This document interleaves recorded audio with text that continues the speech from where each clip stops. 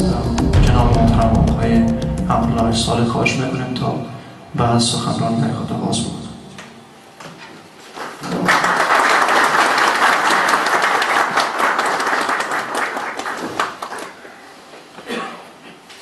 بسم الله الرحمن الرحیم. اولتر از همه حضور جمع دوستایی که اینجا تشریف آوردن، السلام علیکم و رحمت الله و برکاته. من یک عالم سپاس میکنم که دیگه وطندارای افغانستان، وطندارای ما از وطن ما که اینجا هستن، در این روز شنبه وقت خدا به اساس احساس و عاطفه و درک و تعهدی که دارن و دلشان به افغانستان میسوزه، فکر میکنن یک کسی اینجا آمده که خبر تازه داره یا یک دردی را شاید به الفاظ دیگه به تصویر بکشه. شما آمدین وقتانه در خدمت از این محفل قرار دادن، یک عالم سپاسگزاری میکنم. دیگه من از 10 دقیقه زیاد صحبت نمیکنم، به خاطر از اینکه هر قدر که صحبت از 10 دقیقه زیاد شود باز خسته کنم میشه، ولو تو محتواش بلند باشه. من در 10 دقیقه صحبت های خود تمام میکنم، بعدا شما هر نکته را که شما فکر میکردین که من براتون پاسخ دادم میتونم در خدمتتون هستم.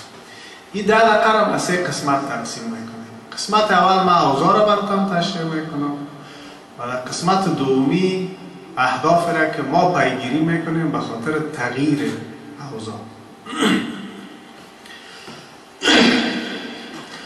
امروز بنا به اینکه وسایل مطبوعاتی زیاد شده، دسترسی به اطلاعات زیاد شده، اینترنت است، فیسبوک است، اخبار است، رادیو است، تلویزیون است، همه چیز است، شما از مسائل بزرگ استراتژیک خبر دارید.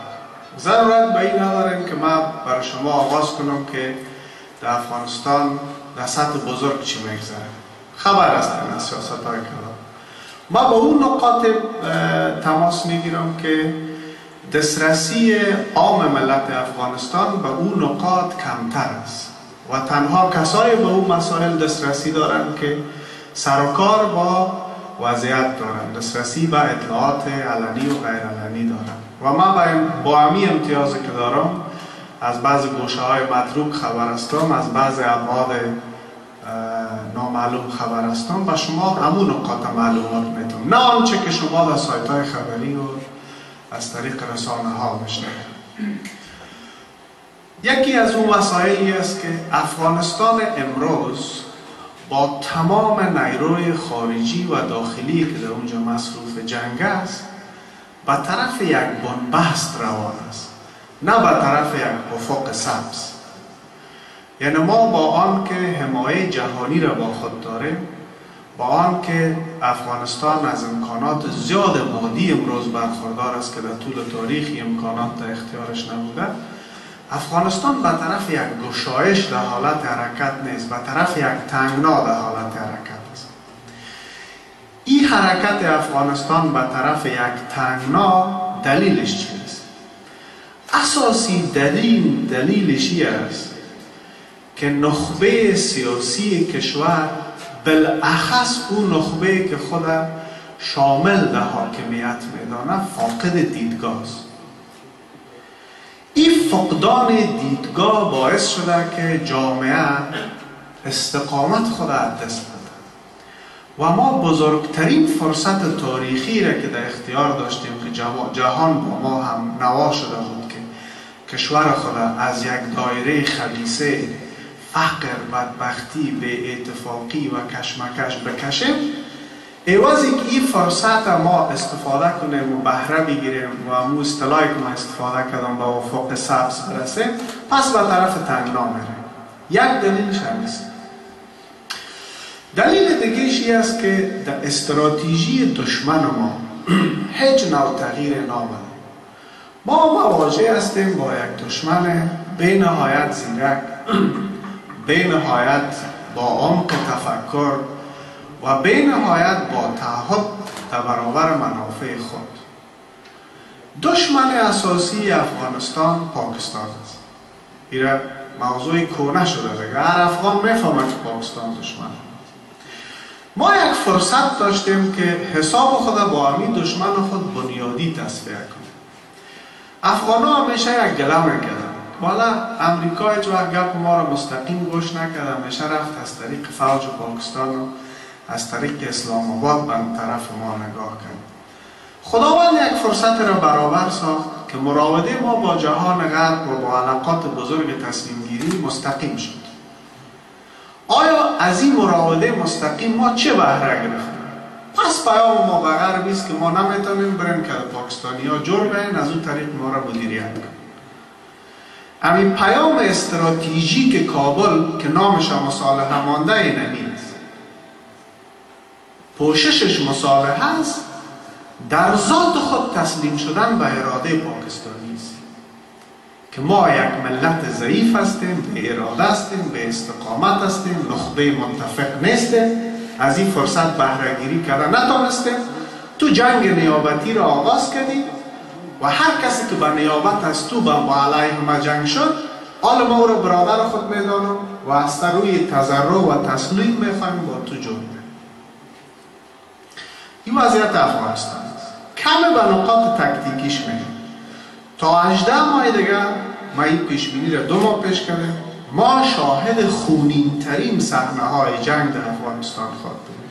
خشونت، کشتار، هدفگیری های بیرحمانه، تا برسیم به مرحله اعلان شده بنبست. حال بنبست اعلان ناشده است. طالب هم میگه ما برنده است و ناتو هم میگه ما برنده است. متاسفانه نخبه سیاسی افغانستان بی‌طرف شد. گاهی این طرف تقبیه میکنه، گاهی اون طرف تقبیه میکنه، گویا اینا به مسند قضاوت شدن و بی‌مسئولیت است. رنجاورترین نکته همین است که ملک از ماست، کشور از ماست، ملت از ماست و کسی که ادعا داره که ما ملکیت از این خاک با ما است بی‌تفاوت است و موضع‌گیری فرصت طلبانه و فرصت طلبانه داره، نه یک موضع‌گیری استوار به یک اصل. وقتی که ما رسیدیم به بنبست اعلان شده، بنبست اعلان شده معنایش چیست؟ طرفین توان آزار دادن یکی دیگه خود دارن ولی توان ایجاد نقطه عطف در وضعیت نمی‌داشته باشن. اونجاست که ما به مرحله بنبست اعلان شده میرسیم. در بنبست اعلان شده حالت باید چه قسم بشکنه؟ در طول تاریخ جنگ ها یا نظام های قوی و رهبری های با تعهد و با اراده قوی سیاسی بنبست با یک تحول سیاسی و نظامی شکستاندن و یا بالای ارزش ها معامله کردن. سریلانکایی ها بنبست با یک تحول سیاسی و نظامی شکستن، کشور خود از چنگال التیتی خلاص کرد.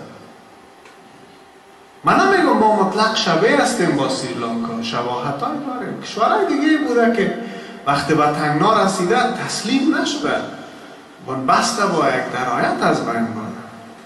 ما پیش بینی می است که با روحیه معامله‌گری که در افغانستان حاکم است، ما در مرحله بنبست منافع ملت افغانستان توسط این تیم زیر پای خواهد دیده. عنوان مبارزه مایی است که در قسمت دوم سخنرانی خود آمدم. وقتی ما در میز مذاکره با پاکستان و طالب میشینیم، این تیم حاکم باید نماینده افغانستان نباشد.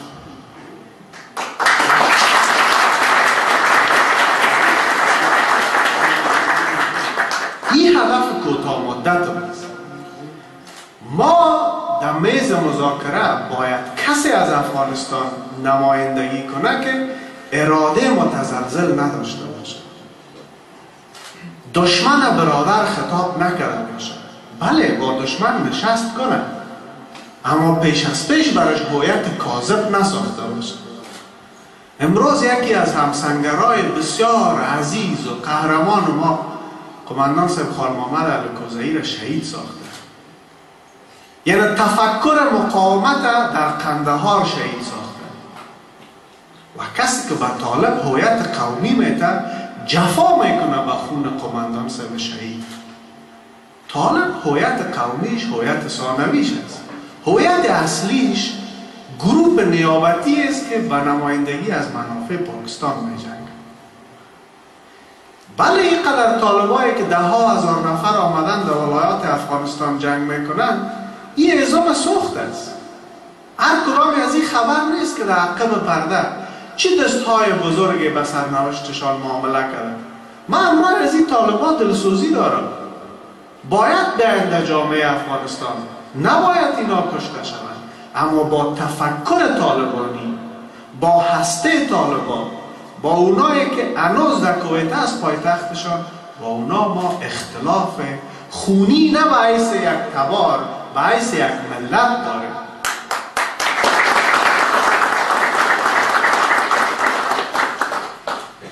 اینی از اوضاع بسیار مختصر 12 دقیقه شد.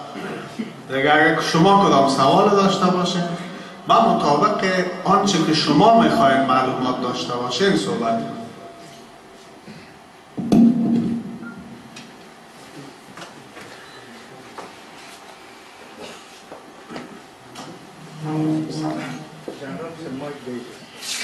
من یک چیز میپرسم که خب نظر و شناختی که از شما از دوره مقاومت داریم، از دوره مسئولیتی بعدی شما، من یک چیز میپرسم که شما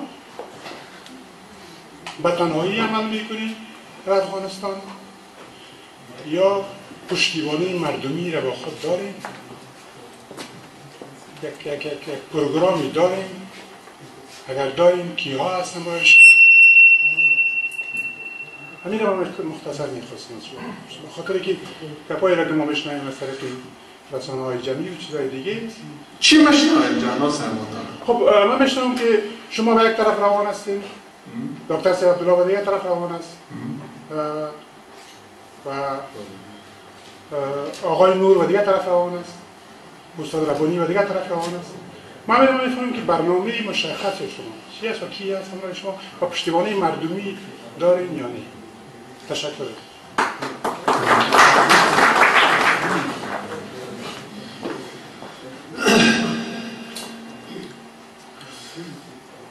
اول که اصولا و آنچه که از تمام مجراها دهلیزهای قلب من نشأت میکنه و برمیخیزه براتون میگم که هدف من صحبت کردن از آدرس یک چهره و شخص نیست، از آدرس یک هویت فردی نیست. این پدیده های بسیار گذرا است.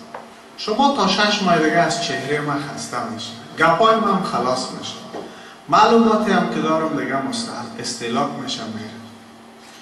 اما ما میخوایم یک پیام نهادی نشود، یک مسئله در افغانستان بنیاد و استحکام پیدا کنه که چرا هر کس مزدور شد و سرنوشتی ملت حاکم شد. چرا ما اینقدر روحیه شکسته داریم که آرمانگرایی را در برابر معامله همیشه از دست دادیم، زیر پا ماندیم و رفتیم به سمت معامله. من نه بریتمن هستم، نه لمرای بریتمن هستم، نه تورن هستم، نه جنرال.